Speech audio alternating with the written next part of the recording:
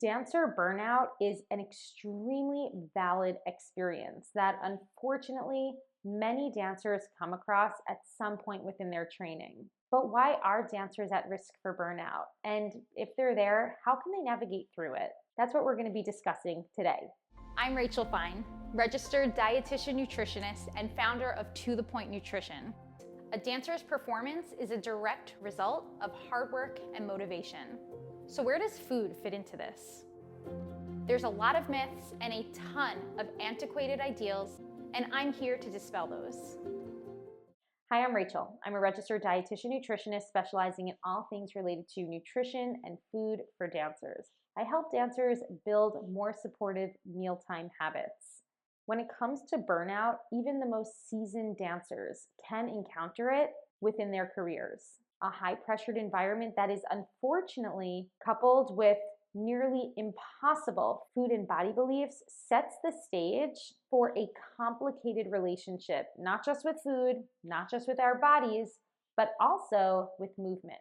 Though dancing often begins from a place of joy and pleasure, for many dancers, myself included, it can turn overwhelmingly stressful and even competitive, ultimately leading dancers to leaving the stage for good. But it doesn't have to be this way.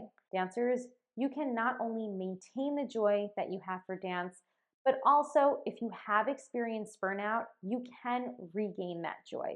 I've experienced this on a personal level. It took me years to have the ability to get back to a place where, for me, dance was again my exit from the world. That mindset exit that when you take a dance class or you get on stage, you remember why you're there and why you love it so much. That was not always the case.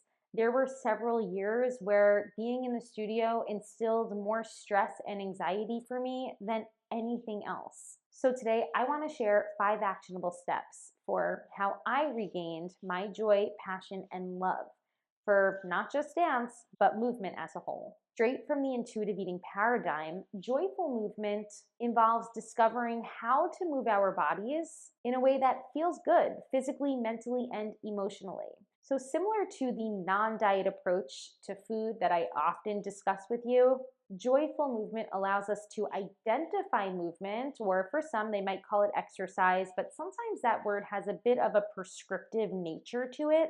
So I prefer to utilize words like movement.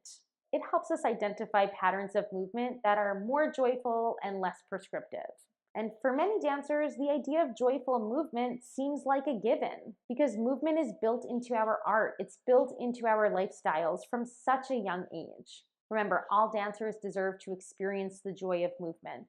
And in order to get there, in order to either prevent the onset of burnout or help you get out of that rut of burnout, I first want you to identify your relationship with dance. What's the difference between experiencing burnout and just having an off day, which isn't just normal, but it's inevitable to happen? With my own experience with burnout, I vividly remember experiencing overwhelming anxiety and nerves looming around me when I was in the studio or just about to enter it. The thought of today's class, let alone tomorrow's class, seemed like a huge mountain to climb. And this was vastly different from my past of dancing, where I would be excited to get into the studio.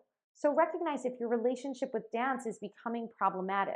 Then I want you to consider the question, when I dance, what comes to mind? Is it the beauty of telling a story? Is it how your body feels with movement?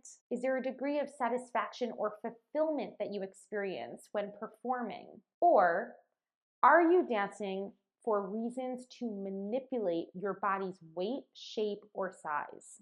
Oftentimes, disordered eating behaviors are a major reason for why dancers might ultimately experience burnout. A few examples of problematic goals that might cause a dancer to feel burnout: if you're taking class to burn a certain number of calories, or if you're tracking your calorie burn in class, nonetheless.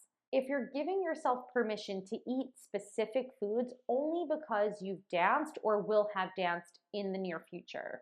If you feel that the more classes you take, the more likely you're going to look like XYZ. All of these examples can drive the cycle of dancer burnout. So, reevaluating your relationship with dance is not only important, but also going to come into play if and when you might need to take some time away from the studio to help you reevaluate its role. Next up, you'll want to evaluate your relationship with food. As I mentioned earlier, disordered eating can be a major reason why dancers experience burnout. Relative energy deficiency in sport, which is a compilation of negative implications that occur physiologically from negative energy balance, so not eating enough to support your increased needs as a dancer. Undereating can leave dancers feeling more fatigued and irritable, ultimately increasing their risk to injury. So, adequate fueling is important alongside building a supportive relationship with food. And through this work, working alongside a licensed practitioner like a registered dietitian nutritionist is going to be incredibly helpful.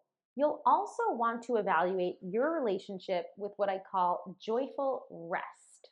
Time away from the studio isn't just hard for a dancer, it sometimes can feel like a privilege. But if disordered thoughts and obsessive tendencies feel especially triggering to you when you are in the studio, then it's a sign that you might be headed towards burnout.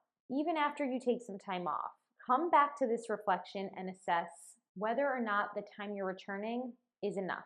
I see this often where dancers will take 1, maybe 2 days off, but it's not actually helping them to prevent the eventual onset of burnout. For me, it took several years. And by the way, this doesn't mean that you're hanging up your shoes for good. Your best time to return to the studio is when you can dance without obsessive thoughts about unsustainable eating behaviors and or harmful body beliefs. The bottom line, if you're second guessing your return to the studio and feeling more triggered while you're there, it might be a sign that you still need to take some time away. And if and when you're ready, consider reintroducing movement and maybe even another form of movement. Remember, not all movement has to be to the same degree and intensity that you're used to as a dancer. Now, it might be very challenging for dancers to reduce their expectation, especially when it comes to how much they're dancing or moving. Making space for this discomfort is important. You might want to consider some other activities that get the blood flowing, but not necessarily to the same extent that you did while you were dancing. Some personal favorites: yoga, foam rolling, Pilates, gyrokinesis. This can all be considered as helpful tools while navigating time away from the studio in hopes that it will prevent that onset of burnout.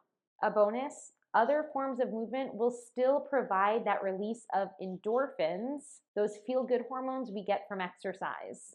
So even activities of daily living, walking the dog, grocery shopping, gardening, can be considered in your forms of movement. I also want you to start to broaden your perspective.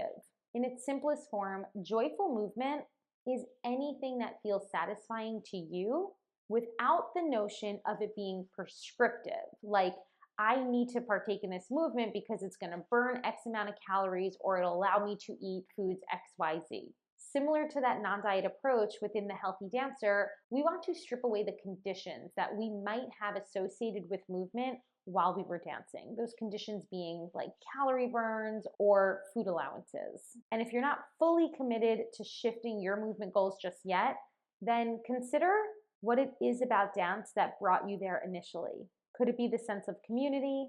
Or maybe it's the intricate skill set and mental energy that's required just to pick up a small combination.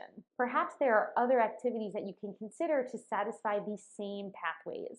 For example, joining a book club can help to provide that community. Starting a crafts club with some friends and working on crossword puzzles can help to challenge your brain in another way. Remember, there are no rules when it comes to either joyful movement or joyful rest. The bottom line is that your behavior is supporting you, not causing you to feel overwhelming stress or self-doubt. And because it's so challenging, working alongside licensed practitioners is incredibly important. As a registered dietitian nutritionist, I'm always supporting dancers in their pursuit to prevent burnout. This often looks like evaluating their eating patterns, ensuring that their meals and snacks are sufficient to support their body's needs, providing them with an adequate amount of calories and food, nutrients, and all that good stuff to support their metabolic and physical functioning. Working alongside a mental health practitioner is always a beneficial addition to the mix as well, especially when working through much of the discomfort that might be experienced for dancers when opening up to the idea of moving less. However you decide to move forward, remember I am here for you to support you. You can always reach out, check out my blog, dancenutrition.com, for more support. You can sign up for the Healthy Dancer, and we can get started on this today. Until next time, I'll talk to you soon.